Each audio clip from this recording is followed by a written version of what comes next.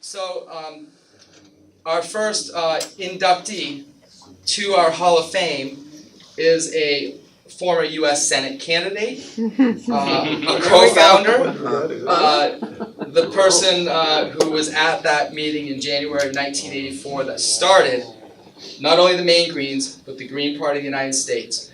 This person has never received the Maine Green of the Year, but it's probably a recognition that is below this person's worthiness, who is really the Maine Green of all time.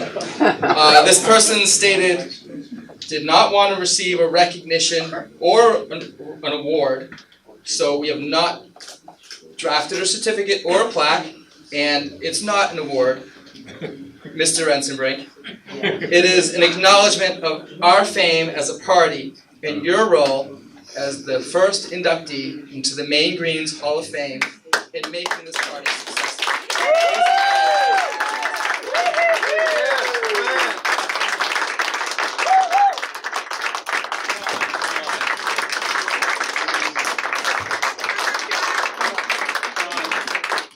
Thank you.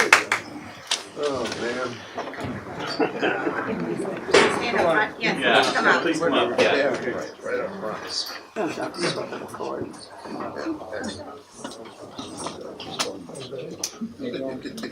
John is also our next speaker. Yeah. This party, We just did. this party is in good shape. Don't you think? Yes. Yes.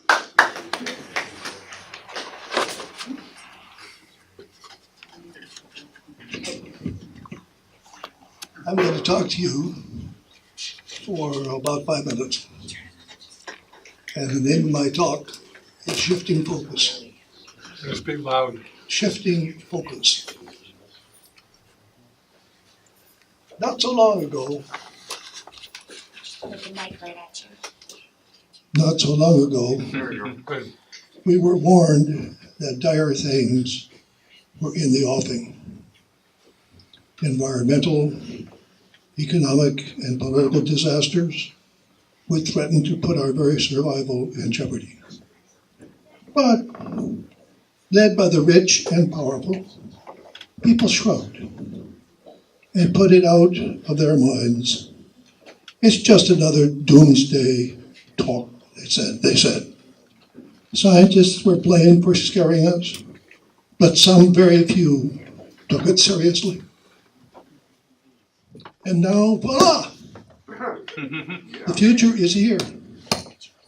It's all around us already. Disasters engulf millions. Catastrophes are everyday events. Natural calamities vie with human violence to make life hell for billions of people.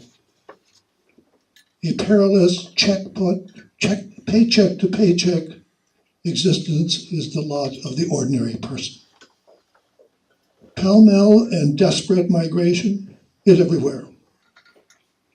Hands are wrung in futile pity as terrible impoverishment overtakes more and more people, and great numbers of human beings are slowly poisoned, and nobody seems to give a damn. Yet, the daily fare of news in all the mass media, owned by just a corporate few, downplays all that. Thousands of college-educated youth are hired, are lured into the rigged media to make the abnormal seem normal. Politicians, likewise, do the same. Politicians, what about them? Shouldn't they save us?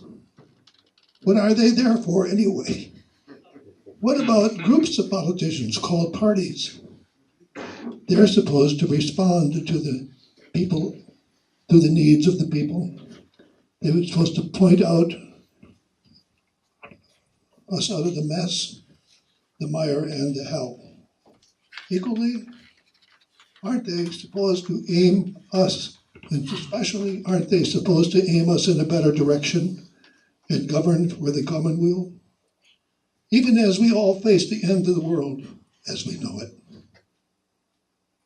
But here is something very strange. There is a political party that has not bought into the bullshit, does not kowtow to the rich and the powerful. As a party, it is freshly and sincerely dedicated to saving the world.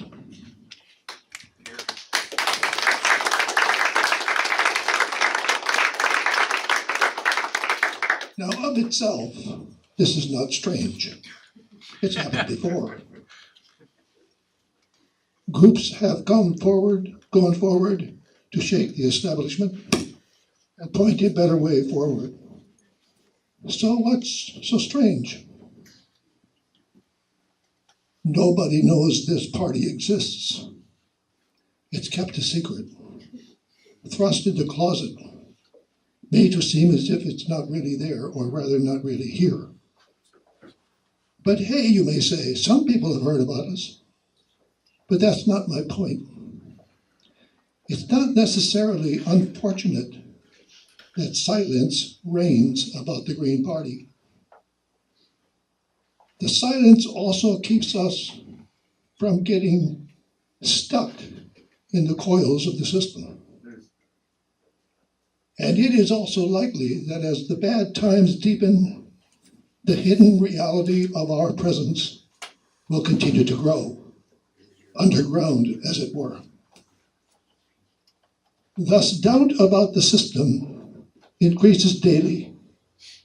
Doubt simmers under the surface in the hearts and minds of millions, hundreds of millions of people over. Again, there are polls to show people that people want a third party. But it's more than that. We live in crazy times. Yeah. The unusual has also become usual. Anything can happen. The very power of the rich and the powerful to be the very power of the rich and powerful to befuddle and deceive the people can and will backfire. It's inevitable. But just because it is inevitable is no reason to slacken our work, to slacken our demand to be heard, to slacken our opportunity to prepare ourselves for action when the people call on us, as they surely will. As they surely will. A big part of the opportunity to prepare ourselves is to learn as much as we can, about governing. Among us are those who have gained office. Anna Trevorrow, who's here, Sam Feifel, Gil Harris, who's also here, of course, Ralph Chapman, Trish Jackson, Ben Michaeljohn, and kindred Greens, Ben Chipman, Seth Berry, Chloe Maxman, and scores of others. Now, we should be eager to invite them to teach us. Panels, retreats, social media, one-on-one conversations with them should become second nature to us. But we have not done this. So far, our focus has not been there, but it is key. It is time to shift focus. Think about the appalling situation we are in. Our children, our neighbors, people we love, the planet itself, and all its inhabitants, including humans, our species. Let the terrible knowledge of the end of the world as we know it sink into our souls, and without flinching, do the work. Learn to govern. Thank you very much.